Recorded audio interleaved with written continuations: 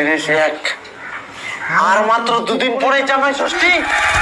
জামাই ষষ্ঠী গান দেখতে দেখতে চলে আসেন।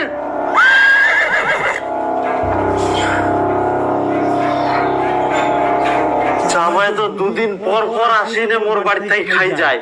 ফের জামাই ষষ্ঠীটা খেলবা হবে কি? তাহলে কি করা যায় কয়েকটা?